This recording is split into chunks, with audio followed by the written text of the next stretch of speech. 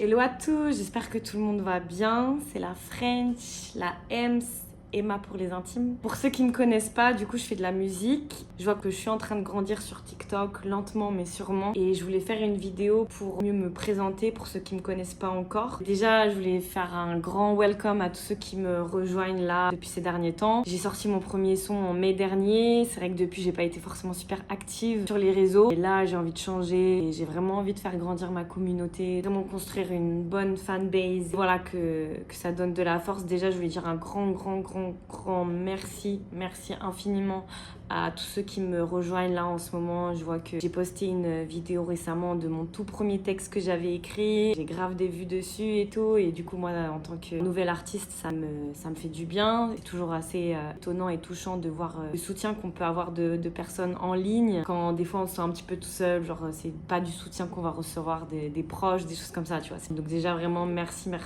à tous pour votre soutien. Et j'essaie de répondre à tous les commentaires, tout ça. Donc voilà, merci du fond du cœur.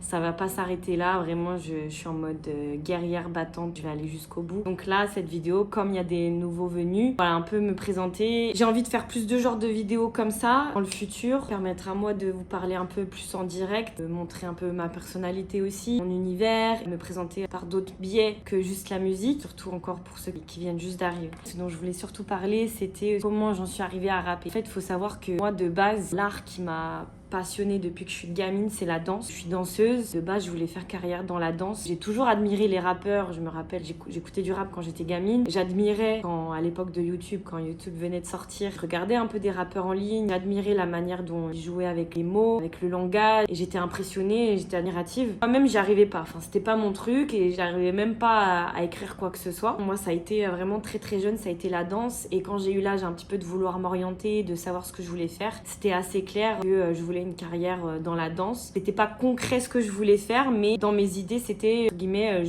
et ce que je disais à tout le monde, c'est je vais faire dans la danse. Et ça, c'était ma ligne directrice depuis des années.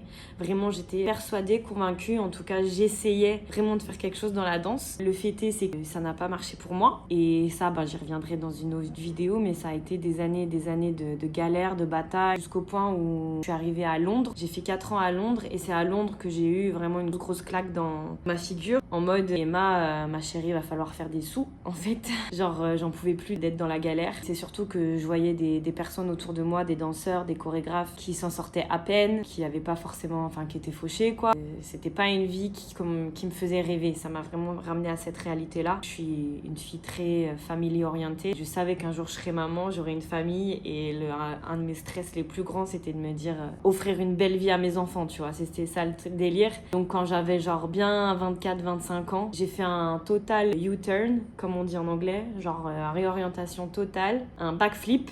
Et en fait, je suis partie travailler dans les bureaux. Genre vraiment, j'ai tout coupé d'un coup. Genre un jour, j'ai fait aller arrêter tes délires. J'abandonne ce rêve, tant pis. Mais j'estimais à ce moment-là que je pensais que mon confort matériel serait plus important dans le futur et ma vie que je voulais construire à ce moment-là, plutôt que la danse et suivre ma passion et ce qui m'animait depuis que j'étais gamine, en fait. Et donc voilà, je me suis retrouvée à travailler dans les bureaux, genre ma 4e année à Londres, 3e année. C'était après le Covid. Je me retrouve finalement avec ce 9 to 5 job. Je me range, je retourne un petit peu citoyenne du monde, finalement un peu lambda, à faire le typical métro, boulot, dodo. Et je tiens, je me dis allez, c'est bon, j'ai un peu une situation, on va dire, plutôt stable. Après des années de galères et d'errance un petit peu pour faire ce que j'aime. Et en fait, c'est après quelques mois dans ce travail qu'un jour, comme ça, un soir, je me rappelle, c'était janvier 2023, ça faisait quelques mois, 9 mois que j'étais, putain j'ai un cil, ça me stresse.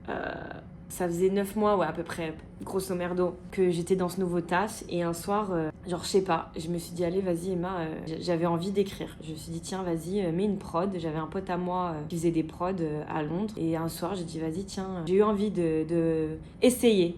Et là, en fait, c'est mon tout premier texte que j'ai écrit. C'est le freestyle que j'ai posté sur TikTok. Celui que vous avez l'air de bien kiffer, puisque c'est ma vidéo qui marche le plus en ce moment sur TikTok. C'est mon tout premier freestyle. C'est la première fois que vraiment je posais sur un son. Et c'est comme ça en fait que j'ai rappé pour la première fois. En fait, maintenant avec le recul, je me dis que toutes ces années, en fait, quand je danser c'était mon échappatoire pour plein de choses. C'était un exutoire de toutes mes émotions, de mes douleurs, de mes peines, de mes joies. C'était vraiment un moyen pour moi d'exulter, d'exprimer tout ce qui se passait en moi, tout ce qui se passait à l'intérieur, mes ressentis, mes humeurs, mes moods. Pendant des années, ça a été la danse en fait. Et c'est aussi pour ça que c'était aussi une de mes passions que j'aimais tellement. Ça me permettait d'exprimer des choses que j'arrivais pas forcément à exprimer dans la vie de tous les jours. Vraiment une émulsion d'émotions, de pensées. Comme j'avais arrêté d'un coup, ma personnalité créative, elle était toujours là. Mais sauf que ça pouvait pas s'exprimer au bureau parce que au bureau, t'es carré, t'es machin, faut faire bonne figure, ceci, cela. Et sauf que il y avait toujours cette partie de moi qui cravait pour s'exprimer.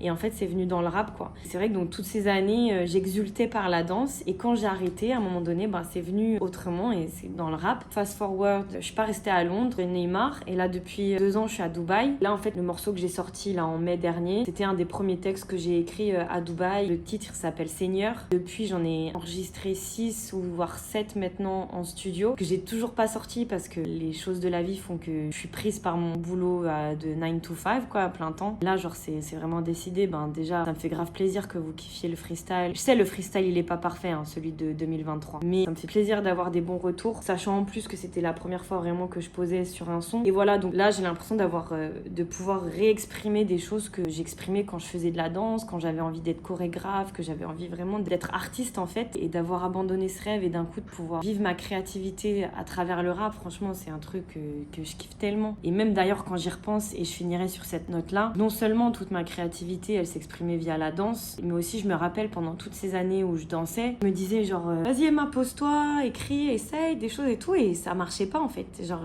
j'avais rien qui sortait. Mais je me trouvais ridicule un peu, je me disais, mais non, mais vas-y, laisse tomber quoi. Il y avait rien qui sortait. Et en fait, maintenant avec le recul, je me dis, mais c'est normal parce qu'en fait, toutes les émotions que j'avais, c'était exulté déjà, c'était exprimé déjà dans toutes les sessions de danse que je me faisais et tout. Donc voilà, finalement, après sur le papier, presque j'avais plus rien à dire quoi. J'avais déjà fait mon défouloir quoi. Donc voilà, c'est comme ça en fait que je me suis mis à rapper. Franchement, je compte bien continuer.